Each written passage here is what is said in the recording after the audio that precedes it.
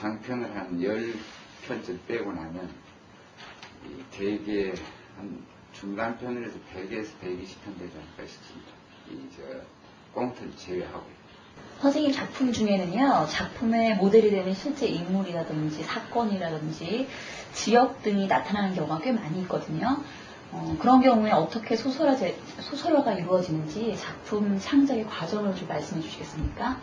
그 과정은 맨 첫 번이 그 대상하고 만나는 거죠. 그래서 만나서 그 을에 있었던 일처럼 무심히 지나가면 물론 소속감이 안 되는 거고, 어떤 충격이나 놀라움, 그것을 통해서 만나죠.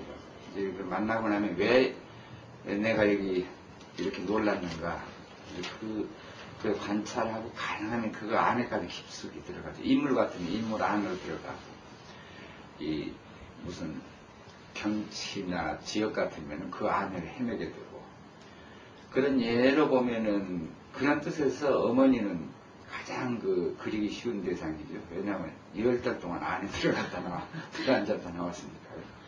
그리고 마찬가지로 고향도 그리기가 편하죠. 거기서 살았으니까 6년 다 보낸 땅이니까. 그래서 그 안에 들어가서 이제 어떤 식으로 체험을 하고 나면 그 다음 과정이 그 체험을 통해서, 만남을 통해서 아까 내가 놀란 이유가 뭔가, 충격 그 내용이 뭔가, 그런 걸 따지면 이를테면 그게 이제 소설 주제가 되겠죠. 그리고 이제 그 주제까지 설정하면 그 주제를 향해서 재밌는 얘기를 다시 꾸며나가는, 이제 재조직해 간다고 할까요? 그 처음에 대상이 된 이야기뿐만 아니라 그 경우에는 그 주제가 어떤 감동, 정점으로 가기 위한 필요한 그 파소, 에피소드가 다시 구하고 취재하고, 그래서 어떻게 보면 바느질을 하다시피 목수가 집을 짓듯이 쌓으려가는 거죠. 여기 그런 과정을 거칩니다. 거기 당신들의 천국은 제일 밑바닥을 이루고 있는 그 주제가 낙원건설이거든요. 근데 우리 인류사에서 그 낙원건설을 꿈꾸지 않은 때가 없었고, 꿈꾸지 않은 민족이 없고, 그러면서도 완전한 낙원건설이 성공된 일이 없죠. 이건 마치 모든 사람이 사랑의 그 이야기를 좋아하면서도, 꿈꾸면서도 실제로 무엇이 사랑인지 단정적으로 그 사랑을 완성해낼 수가 없는 것처럼, 그러니까 끊임없이 이 사랑의 소설, 연애의 소설이 쓰이듯이, 그래서 그 낙원건설의 주제가 인류 보편적인 어떤 관심, 꿈, 그런 걸 담고 있기 때문이라고 생각이 들고요. 두 번째는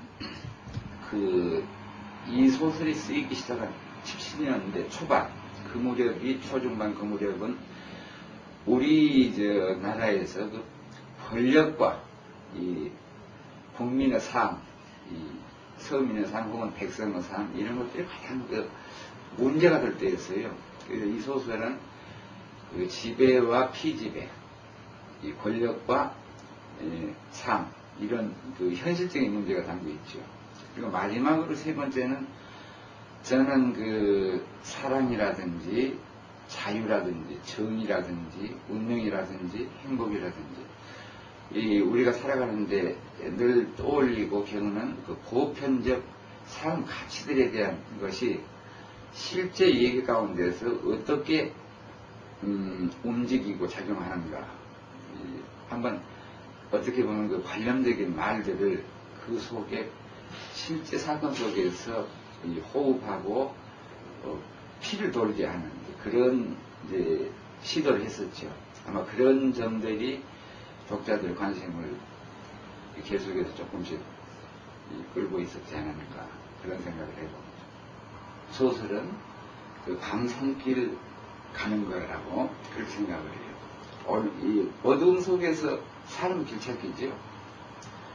그런데 이 밤산길 가는 데에 우리 시골에서는 이 두 사람이 마주쳐 걸어오다가 길을 많이 온 사람이 많이 남은 사람에게 보통 방금 전에 당신 앞에 사람이 하나 지나갔다고 빨리 쫓아가 보라고, 그럼 함께 갈 수 있을 것이다, 그렇게 일러주고 가거든요. 이 이야기가 소설하고 참 유사한 것이 그 얘기 자체는 허구거든요. 사실일 수도 있고 아닐 수도 있지만은 그 허구가 섞일 때는 그 전체가 허구로 변하니까 거짓말인데 그 거짓말을 믿는 사람은 위로를 받는 것이고 예, 믿지 못하는 사람은 위로를 받지를 못해요. 소설이라는 게 그 거짓말이면서도 우리 삶에 위안을 줄 수 있다. 그런 뜻에서 그 밤산길각이라는 건데 요즘 와서는 그런 소설의 힘이 많이 떨어질 수밖에 없는 것이 지금 얘기했다시피 그 밤산길 가면서 지금 이 선행자가 있었다는 얘기는 그 벌써 허구라는 걸 누구나 다 알게 됐거든요. 더군다나 요즘같이 정보 시대에 들어와서는 아무도 그것을 믿는 사람이 없죠. 그러다 보니 그게 이제는 우리 삶에 별 위안이 될 수도 없고 그러니 소설의 길이 그만큼 어려졌다는 것이죠. 누구에겐가 그런 그 고충을 얘기했더니 어려움을 얘기했더니 그 사람 말이 그런 얘기를 하대요. 그래도 너 혼자 그 밤산길을 가는 게 아니고 아마 다른 산에도 길이 있고 그 길에도 어둠 속에서 혼자 자기 사는 길을 찾아가는 외로운 이 독행자들이 있을 것이다. 만약에 내가 혼자 그 밤길을 가고 있다는 사실을 그 독행자들에게 알려준다면 그 소식이 얼마나 그들에게 위로가 되겠느냐. 너는 그것을 할 수 있다. 그런 이 설명을 들은 일이 있었어요. 우선은 뭐 그런 식으로 소설을 생각하지.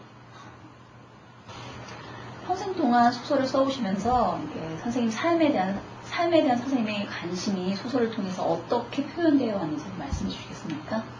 제가 시골 출신이기 때문에 소설 쓰게 된 거라고 그럽니다. 시골이라는 게 우리 유년 시절, 소년 시절에는 아주 가난하고 난무하고 거칠고 뭐 이런 세계였지요. 물론 이제 정서적인 뭐 바닥이 있지만은 느끼기에 어떻게 그 문명사회, 그 문화적인 삶을 살 수 있는 그 세계로 끼어들 수 있을까 하는 이제 그것이 중고등학교, 대학교 학교 다닐 때 이제 그 노력이었고 소설을 쓰게 된 것도 어떻게 보면은 그 문명세계 문화적인 그 도의 삶 속을 끼어들려는 노력으로 썼을 겁니다. 그리고 그런 것이 물론 여의치가 않았죠. 잘 끼어들려주려고 하질 않으니까. 그럴 때 아까 말했듯이 그 내식으로 어떤 좋은 세계를 꿈꿔보고 싶은 그런 욕망 속에 이제 그 소설의 꿈을 꾸기 시작한 거죠. 그러면서 그 끼어들여주지 않으니까 그것을 비판적인 눈으로 보고 자기식으로 이 개조해 보면서 그렇다면 어렸을 때 내가 살았던 그 시골은 뭔가 정말로 버려버릴 수 있는 그런 그 쓸모없는 세계이고 정선가 이런 걸 생각하게 되고 그러다 보니 그 문명적인 그 도의 삶이나 시골의 또 다른 그와 반대의 그 가난하고 누추하고 저기 했던 그런 삶, 그 시골 삶 속에는 정말로 빛나고 값진 그 면이 있었어요. 이를테면 이 자족적인 면이라든지 자연적이라든지 근원적인 세계죠. 아까 어머니의 세계, 고향의 세계 그런 것이 우리 삶과 정체성을 안고 있는 그런 근원적인 세계. 그렇게 그것을 찾아내고 나서 보니 이 두 개는 어떤 따로 떨어진 삶이 아니고 삶의 양가성이에요. 양쪽 면이죠. 그 요즘은 정보시대라고 하는데 이 정보를 쫓아갈 수가 없다는 거죠. 그리고 이제 젊은 세대에서 그 정보를 잘 활용하는 젊은 층에서는 소설을 쓰기에도 그만큼 유리한 입장이죠.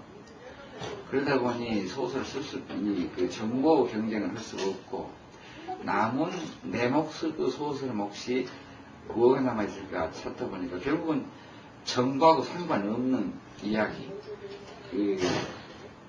사이버 세계에 이렇게 입력되지 않는 그런 정보 세계. 그게 뭐냐면 나만 경험했고, 아직 정보로서 이렇게 입력되지 않은 그런 세계를 찾을 수밖에 없었죠. 그게 유년 시절에 겪었던 이 세상 얘기.